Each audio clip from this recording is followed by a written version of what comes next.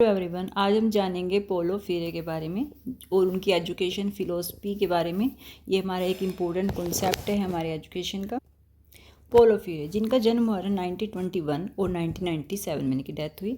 ये एक Brazilian educator थे। ये हमारे वेस्टर्न जो फ़िलोसफर हैं उनमें आते हैं। जैसे हमारे इंडियन फ़िलोसफर जो आते हैं, जैसे विवेकानंद है, महात्मा गांधी, और ये आते हैं हमारे वेस्टर्न फ़िलोसफर में। तो पोलो फ्रीरे जो थे वो ब्राज़ीलियन एजुकेटर थे, फिलोसफर थे, और फादर माने जाते हैं ये क्रिटिकल पैडागोजी। तो ये छोटे छोटे कॉन्सेप्ट साथ में ध्यान रखा करो। तो फादर ऑफ क्रिटिकल पैडागोजी कौन है? पोलो फ्रीरे। इनका जन्म 19 सितंबर 1921 में रेस्फे, ब्राज़ील में, और इनकी मृत्यु 2 मई 1997 में। इनकी एक बुक है famous, pedagogy of the oppressed, 1968। और ये काफ़ी बार क्वेश्चन पूछा भी जाता है कि pedagogy of the oppressed book किसकी है, तो वो पोलो फ्रीरे की है, 1968 में लिखी गई। एसोसिएट किए जाते हैं इनको क्रिटिकल पेडागोजी और एडल्ट एजुकेशन के साथ। अब देखते हैं हम इनने जो मेन इनके एजुकेशन आइडियाज़ हैं तो वो कौन कौन से इन्होंने दिए हैं। फर्स्ट इन्होंने एक बात की थी बैंकिंग कॉन्सेप्ट ऑफ एजुकेशन के बारे में। बैंकिंग कॉन्सेप्ट ऑफ एजुकेशन जो इन्होंने इसके बारे में जो इन्होंने बात की थी वो अपनी इनकी बुक है जो पेडागोजी ऑफ द ऑप्रेस्ड में इन्होंने इस चीज़ को इंट्रोड्यूस किया था। The banking concept views students are empty accounts and teachers as the depositor of knowledge. The teacher deposit information into students who are expected to memorize and repeat it without questioning or critical thinking. Banking concept में एक simply मानिए कहते हैं कि बच्चा क्या है। बच्चा एक हम जैसे कह सकते हैं खाली किताब है। ये बिल्कुल आप सिंपली उन्होंने कहा था बैंकिंग की एम्प्टी अकाउंट है, बिल्कुल खाली अकाउंट है। और जो नॉलेज को डिपॉजिट करेगा वो कौन है? टीचर। तो ये कहते हैं कि खाली अकाउंट पड़ा है, उसमें नॉलेज को डिपॉजिट करना है टीचर को। कि और टीचर क्या करता है कि इन्फॉर्मेशन देता है स्टूडेंट को, सिर्फ उनको याद कराता रहता है, उनको सिर्फ रिपीट कराता रहता है बिना, जिसमें बच्चा क्वेश्चन भी नहीं कर पाता है, क्रिटिकल थिंकिंग उनकी डेवलप नहीं हो पाती। तो फिर ये चीज़ें नहीं सोचता। इस चीज़ के वो खिलाफ थे, इसकी वो आलोचना करते थे कि एक बैंकी कॉन्सेप्ट मत बनाओ एजुकेशन को, कि सिर्फ हमें उनके अंदर उनके माइंड में चीज़ें भरनी है, हमें ये नहीं करना है, उनको क्रिटिकल थिंकिंग को डेवलप करना है। तो इस चीज़ पे इन्होंने बात की थी कि बैंकिंग कॉन्सेप्ट ऑफ एजुकेशन, कि बच्चा खाली होता है लेकिन टीचर उसको अपने अकॉर्डिंग भरता रहता है, जो उसको बता रहा है। बच्चे को भी बोलने का मौका दे, बच्चे को भी क्रिटिसाइज़ करने का मौका दो, ठीक है, ताकि वो भी उनकी क्रिटिकल थिंकिंग डेवलप हो।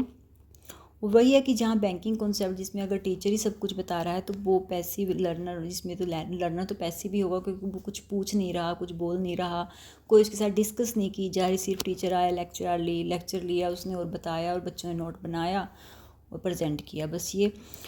और इसमें क्या है, मेमोराइजेशन, रोट लर्निंग है, नो क्रिटिकल थिंकिंग है।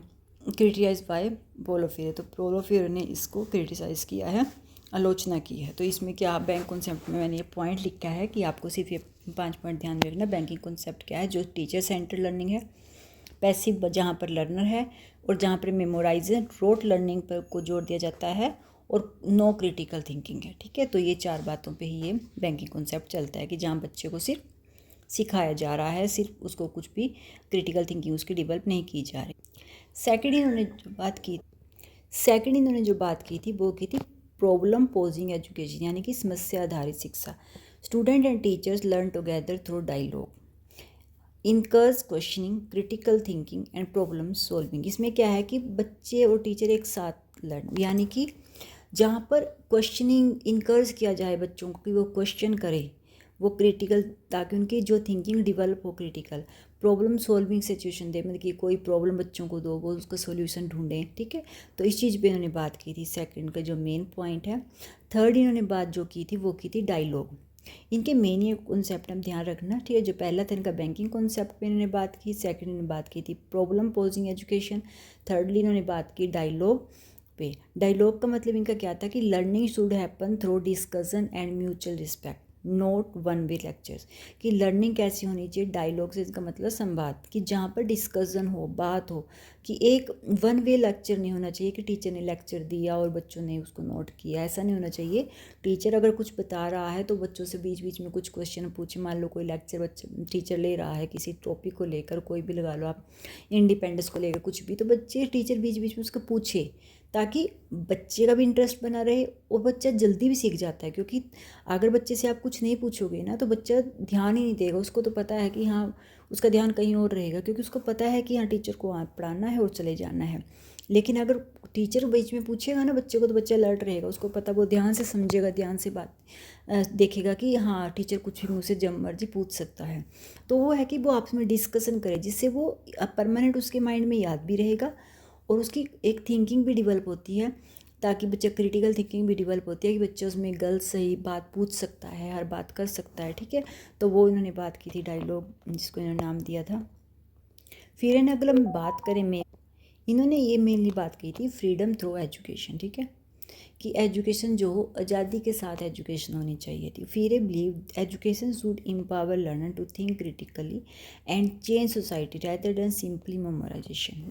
ये सिर्फ इस चीज़ के खिलाफ थे कि सिर्फ मेमोराइजेशन रोट लर्निंग नहीं होनी चाहिए, कि हमें सिर्फ जो किताबों में लिखा है बच्चों को याद कराना है, बल्कि हमें सोसाइटी को चेंज करना है। अब देखो, जो बुक्स होती हैं छोटे बच्चों को हम भी पढ़ते हैं, तो उनमें क्या होता है, उनमें कुछ ऐसी बातें होती हैं जिससे हम अपनी सोसाइटी में भी चेंज ला सकते हैं, अगर उसको ध्यान से हम पढ़ते हैं, अपने जीवन में उतारते हैं। तो वही है कि सिर्फ हमें ये तो नहीं है कि उसको याद करना है, हमें सिर्फ ये कि हमें तो इसलिए याद करना है कि हमें एग्ज़ाम में लिखना है। अगर उसका हमारी लाइफ पे कोई इम्पैक्ट नहीं पड़ रहा, हम उससे कुछ सीख ही नहीं रहे, तो फिर उस एजुकेशन की अच्छा तो एजुकेशन ना ही करें।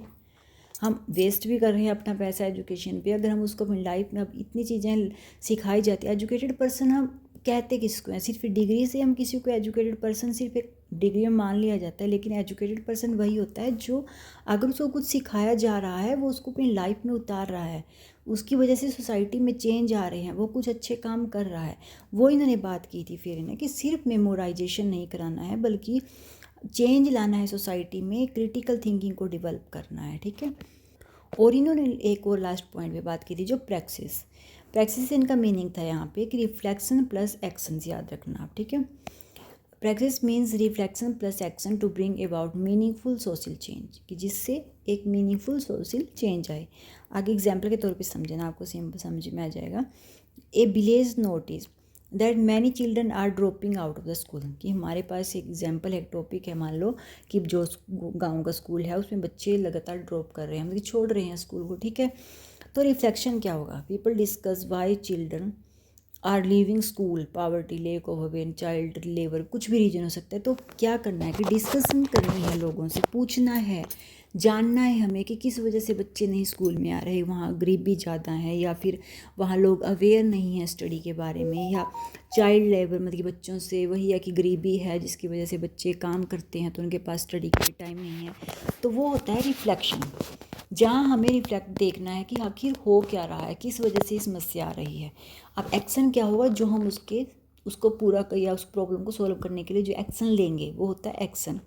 तो हमने निकाला कि हाँ आखिर हो क्या रहा है, क्या समस्या है, तो फिर उसके बाद एक्शन लेंगे कि they organise awareness campaigning support families and improve school access.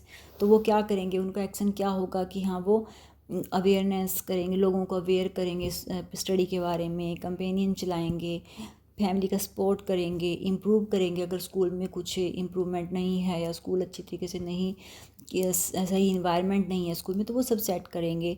तो this combination of critical thinking and practical action is practice.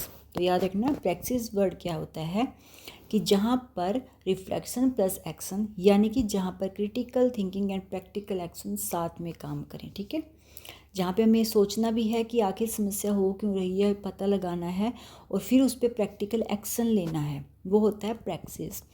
Practice मतलब कि आप सिंपली याद 3 वर्ड्स इसमें शॉर्ट में लिखा है, इसे ध्यान रखना कि प्रैक्टिस क्या है कि थिंक, सोचना, फिर उस पर एक्ट करना और फिर हमें उसमें चेंज लाना है। ठीक है, ये है प्रैक्टिस मतलब थिंक एक्ट एंड चेंज। तो ये थी पॉलो फ्रीरे की एजुकेशन फिलोसफी। एक बार देखना, इसमें इन्होंने 4 पॉइंट पे बात की है, वो आप ध्यान रखना। मेनली इसमें आपको जो बात याद रखनी है, एक तो यह है कि क्रिटिकल पेडागोजी के फादर कौन है, पॉलो फ्रीरे। फेमस बुक कौन सी है, इनकी जो क्वेश्चन मेनली पूछे जाते हैं वो है पेडागोजी ऑफ द ऑप्रेस्ड 1968। ठीक है, और सेकंड जो इसमें पूछा जाता है, जैसे मान लें कई बार यही क्वेश्चन बन जाता है, बैंकिंग कॉन्सेप्ट क्या है, यही है कि बच्चे के अंदर सिर्फ मेमोराइज करवाना, उनको उनकी क्रिटिकल थिंकिंग को ना डेवलप करना, और ये कॉन्सेप्ट किसने दिया, पॉलो फ्रीरे ने। तो इनमें जो मेन पॉइंट इन्होंने इनकी एजुकेशन फिलोसफी में है, तो उन्होंने पहली बात की थी बैंकिंग कॉन्सेप्ट ऑफ एजुकेशन, और ये कहाँ पर इनकी बुक में इन्होंने इंट्रोड्यूस किया था अपनी बुक से। और सेकंड इन्होंने जो पॉइंट पे बात की थी वो है प्रॉब्लम पोजिंग एजुकेशन। थर्ड इन्होंने बात की थी डायलॉग। डायलॉग से याद रखना, जब हम डायलॉग मारते हैं कि डिस्कशन से याद रखना सिंपली, ठीक है, कि जहाँ एक दूसरे टॉपिक पे डिस्कस कर सकें। सिर्फ ये नहीं है कि हमें याद करना है, बल्कि एक दूसरे उस पर डिस्कस भी करें जो भी टॉपिक चल रहा है। डायलॉग पे बात की इन्होंने, और लास्ट में इनका जो मेन पॉइंट इन पे बात करते हैं प्रैक्टिस। तो ठीक है, तो इन्होंने 4 पॉइंट पे मेनली बात की है, इसी पे इनकी पूरा ये एजुकेशन फिलोसफी चलती है। तो अगर मेरे नोट्स आपको अच्छे लगे तो प्लीज़ लाइक करना, कोशिश रहती है कि इजी नोट आपको प्रोवाइड कर सकूँ। Thank you for watching my video.